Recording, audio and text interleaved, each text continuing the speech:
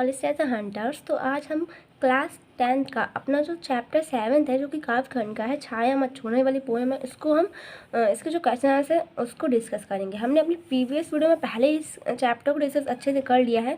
तो अगर आपने इस जो प्रीवियस वीडियो है उसको वॉच नहीं किया है तो मेरी जो प्लेलिस्ट है उसमें जाकर वो वाला वीडियो वॉच कर लेना, क्योंकि अगर जो चैप्टर वही समझ में नहीं आया होगा और वो पढ़ा ही नहीं है आपने तो क्वेश्चन आंसर तो आप कर ही नहीं पाएंगे। तो उसको ज़रूर वॉच करना, फिर हम क्वेश्चन आंसर को अच्छे से डिस्कस करेंगे। तो अगर आपने वॉच कर लिया तो आप क्वेश्चन आंसर को डिस्कस कर लीजिए।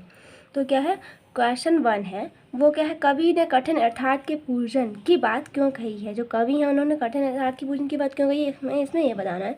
तो आंसर में लिख देंगे, कवि कहता है कि जो कटु यथार्थ है उससे तुम स्वीकार करो। कवि हैं वो क्या कहते हैं कि जो कटु यथार्थ है उसको तुम क्या करो, स्वीकार करो। फिर सेकंड पॉइंट में हम लिख देंगे, कवि ने ऐसा इसलिए कहा है। अब कवि हैं उन्होंने ऐसा क्यों कहा हमें इसलिए बताना। तो कवि ने ऐसा इसलिए कहा है क्योंकि यदि हम विगत सुखों को याद करते हुए कल्पना की दुनिया में ही खोए रहे और वर्तमान में पलायन कर जाएं तो इससे किसी भी समस्या का समाधान नहीं होगा। तो सबसे पहले तो हम इतना लिख देंगे कि जो कवि हैं उन्होंने ऐसा इसलिए कहा है क्योंकि जो यदि हम जो क्या करें विगत सुखों को याद करते हुए अपनी कल्पना की दुनिया में ही खोए रहे, जो सुख है उनकी दुनिया में, उनकी कल्पना की दुनिया में खोए रहे, तो क्या हो, जो वर्तमान है उसमें पलायन कर जाएंगे हम। तो क्या है, इससे जो किसी भी समस्या का समाधान नहीं होगा। इतना लिखने के बाद हम लिखेंगे, इसके स्थान पर हम कठिन यथार्थ का सामना करके ही वर्तमान दुखों से छुटकारा पाने का प्रयास कर सकते हैं। इसके स्थान पर क्या है, हम कठिन यथार्थ का सामना करके क्या करेंगे, वर्तमान के जो दुख हैं उनसे छुटकारा पाने का प्रयास कर सकते हैं। इतना लिख देंगे। फिर नेक्स्ट पॉइंट में लिखेंगे, इस प्रकार वर्तमान का सामना करके ही भविष्य को संवारा जा सकता है। इस प्रकार ही जो क्या है, वर्तमान का सामना करके ही अपने भविष्य को संवारा जा सकता है। तो यहीं पर हमारा जो क्वेश्चन फर्स्ट है उसका आंसर फर्स्ट है वो हमारा कंप्लीट हो गया। हम क्वेश्चन सेकंड पर आते हैं। क्वेश्चन सेकंड है, भाव स्पष्ट कीजिए। इसमें क्या करना है, भाव स्पष्ट करना है। नीचे एक पंक्ति दी गई है, इसका भाव स्पष्ट करना है। तो इस पंक्ति को पहले हम रीड कर लेते हैं। प्रभुता का शरण बिंब केवल मृग रचना है, हर चंद्रिका में छिपी एक रात कृष्णा है। तो हमें इस पंक्ति का भाव स्पष्ट करना है। तो हम फर्स्ट हम क्या डालते हैं, हमेशा की तरह हेडिंग डालते हैं। तो वही हमें पे क्या डालनी है, हेडिंग डालनी है भाव। फिर हम इसको आगे लिखेंगे। तो क्या लिखना है आगे, कवि कहता है कि बड़प्पन का एहसास तो मृग मारीचिका के समान है। जो कवि है वो क्या कहते हैं कि जो बड़प्पन का जो एहसास है वो क्या है, मृग मारीचिका के समान है। अर्थात जिस प्रकार प्यासा हिरन रेगिस्तान में पानी के भ्रम से दूर दूर तक भागता रहता है, परंतु पानी नहीं मिलने के कारण उसकी प्यास बुझ नहीं पाती।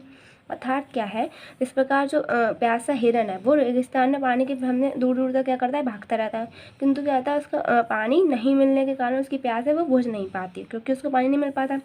उसी प्रकार प्रफुल्ल प्राप्त करने के लिए भी मनुष्य व्यर्थ के प्रयत्न करता रहता है। इसीलिए जो उसी प्रकार क्या है, जो प्रफुल्ल प्राप्त करने के लिए जो मनुष्य है वो भी उसको प्राप्त करने के लिए क्या करता है, प्रफुल्ल के प्राप्त करने के लिए क्या करता रहता है, जो मनुष्य है वो भी अपना व्यर्थ करता रहता है, अपने प्रयत्न करता रहता है। तो सब कुछ व्यर्थ करता रहता है। तो इतना लिख देंगे। फिर आगे लिखेंगे, थोड़ा सा पैराग्राफ चेंज कर देंगे। फिर लिखेंगे, प्रत्येक चांदनी में अंधेरी रात भी छिपी है। जो प्रत्येक चांदनी है उसमें क्या है, अंधेरी रात भी छिपी है। अर्थात हर सुख के साथ दुख भी जुड़ा है। अर्थात क्या है, जो हर सुख है उसके साथ दुख भी जुड़ा हुआ है। यदि सुख मिला तो कभी ना कभी उसकी समाप्ति भी होनी है। अगर सुख हमें मिल भी गया तो उसकी कभी ना कभी उसकी भी समाप्ति होनी है। और फिर दुख का समय भी आना है। अगर सुख मिल गया तो उसकी समाप्ति भी होनी है और फिर उसके बाद में दुख भी आना है। तो यहीं पर हमारा क्वेश्चन सेकंड भी कंप्लीट हो गया। हम क्वेश्चन थर्ड पर आते हैं। तो इसको भी पहले हम रीड कर लेते हैं। तो इसको रीड कर लेते हैं। तो ये क्या है, छाया शब्द यहाँ किस संदर्भ में प्रयुक्त हुआ। तो क्वेश्चन थर्ड में क्या पूछा है कि जो छाया शब्द है वो यहाँ किस संदर्भ में प्रयुक्त हुआ, ये बताना है। और आगे और भी है। तो आगे क्या है, कवि ने उसे छूने के लिए मना क्यों किया है, उसको कवि ने छूने के लिए क्यों मना करा है। अब हम इसका आंसर भी अपने नेक्स्ट पेज पर देख लेते हैं। तो इसका आंसर है, क्वेश्चन थर्ड वाले का आंसर है, जो कि क्या है, छाया शब्द यहाँ बीती हुई सुखद यादों के संदर्भ में प्रयुक्त हुआ है। तो सबसे पहले तो इतना लिखना है कि जो यहाँ पे छाया जो शब्द है वो यहाँ पे क्यों प्रयोग हुआ है। तो यहाँ पे वो इसलिए प्रयोग है उसका, क्योंकि यहाँ पे वो क्या है, वो बीती हुई सुखद यादों के संदर्भ में वो यहाँ पे प्रयुक्त हुआ है। तो इतना लिख देंगे। फिर आगे लिखेंगे, कवि ने उसे छूने के लिए इसीलिए मना किया है। हमारा जो क्वेश्चन का सेकंड वाला क्वेश्चन है उसका बताना है यहाँ पे। तो उसमें इसका ये आंसर है जो क्या है कि जो कवि ने उसके लिए चुनने के लिए मना किया होगा, ये वाला क्वेश्चन का आंसर है। तो इसलिए मना किया है क्योंकि विगत सुखों का याद करने क्योंकि क्या है जो विगत सुखों को सुख याद करने के लिए क्या है करने से कुछ भी हासिल नहीं होने वाला है। तो ये इतना लिख देने हासिल होने वाला नहीं है, इतना लिख दिया। फिर आगे लिखेंगे इससे तो वर्तमान का दुख और भी गहरा हो जाता है। तो इससे जो वर्तमान का दुख है वो और भी गहरा हो जाएगा, इतना लिख दिया। अब हम क्वेश्चन 4 पर आते हैं। हमारा क्वेश्चन 3 का आंसर कंप्लीट हो गया। क्वेश्चन 4 है कविता में विशेषण के प्रयोग से शब्दों के अर्थ में विशेषण प्रभाव पड़ता है, जैसे कठिन अर्थात। थोड़ा सा और इसका क्वेश्चन है वो क्या है, कविता में आए ऐसे अन्य उदाहरण छांट कर लिखिए और यह भी लिखिए कि इससे शब्दों के अर्थ में क्या विशेषता पैदा हुई है। तो हमें इसका आंसर लिखना है। तो सबसे पहले तो हम लिख देंगे कविता में आए विशेषण के अन्य उदाहरण, हेडिंग डाल देंगे। फिर यहाँ पे ये लिख देंगे सुरंग सुधियाँ, तो इसकी भी हेडिंग डाल देंगे। फिर इसके आगे लिखेंगे इससे सुधियों अर्थात यादों के अत्यधिक सुखद और मधुर होने के उनका एहसास हुआ है। इससे क्या है सुखियाँ अर्थात जो याद हैं उनके अत्यधिक सुखद और मधुर होने का एहसास हुआ है, इतना डाल दिया। फिर और लिखेंगे इसके आगे नेक्स्ट हेडिंग डालेंगे भूली हुई छुअन। जो भूली हुई छुअन है उसका हम डिफाइन करेंगे। तो क्या है अनजाने में भी हो गए स्पर्श की बात में अर्थ में यह विशेषता आ गई है कि हल्की सी सुखद याद की दुख को बढ़ा देती है। जो हल्की सी सुखद याद है वो भी क्या करती है दुख को बढ़ा देती है। तो इतना हमने इसमें लिख दिया। अब हम नेक्स्ट हेडिंग में क्या लिखना है, तो इसमें लिखना है कृष्ण राग। तो इसमें पहले तो हम कृष्ण लिखेंगे इन्वर्टेड कॉमा में। फिर क्या है कृष्णा विशेषण से रात की कालिमा की गहराई का बोध होता है। जो कृष्णा जो विशेषण है उससे क्या होता है रात की कालिमा की गहराई का हमें बोध होता है।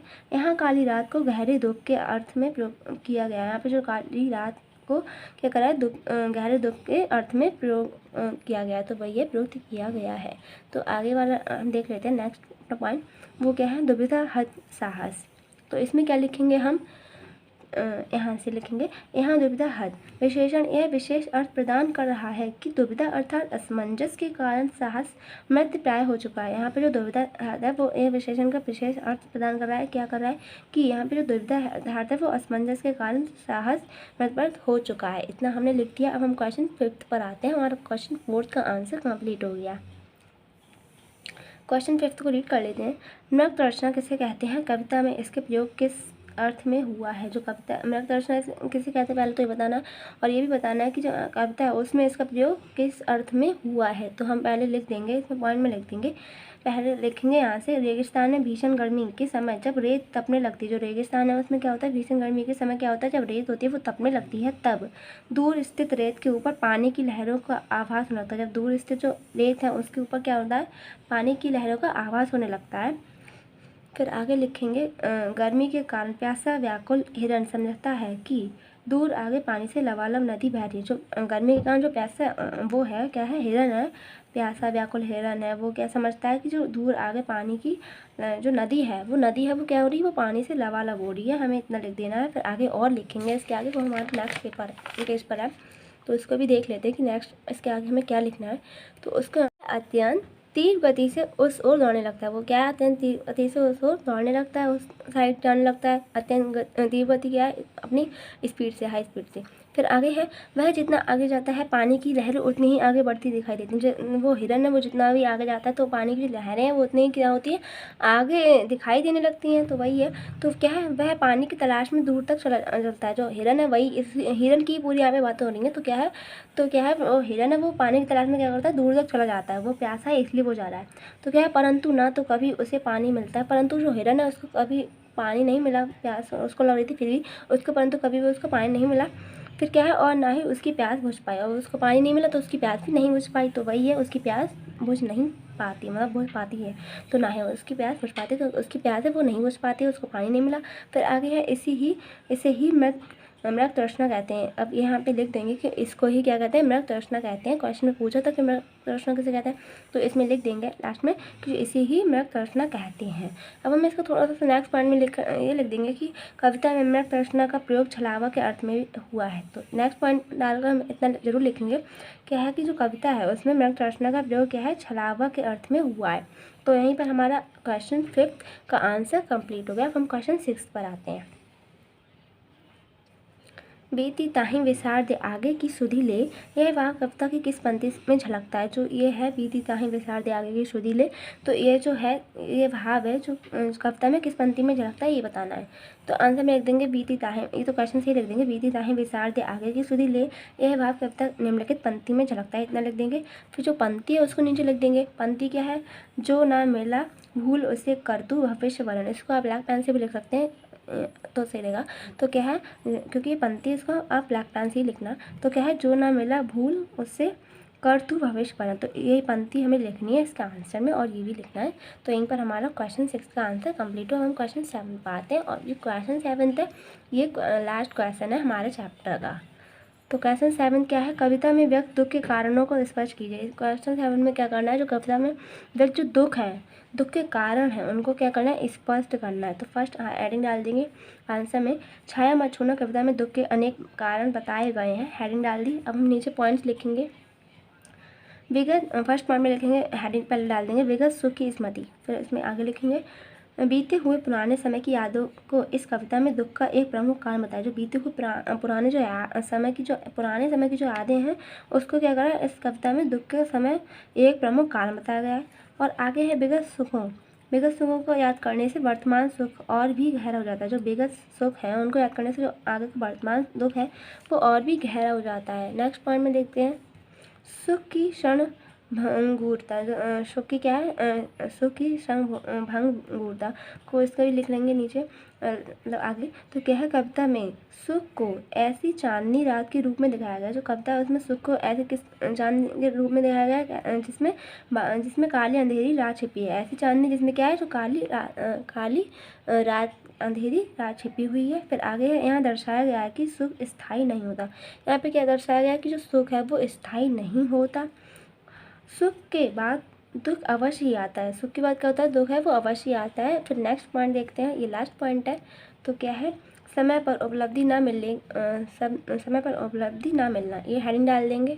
फिर आगे है, कविता में समय पर उपलब्धि ना मिलने, यहाँ पे लिखेंगे कविता में जो समय पर उपलब्धि के प्राप्त ना होने पर जो दुख होता है उसी का कारण बताया गया है। तो इतना लिख देंगे, कविता में समय पर उपलब्धि के प्राप्त ना होने को भी दुख का कारण बताया गया।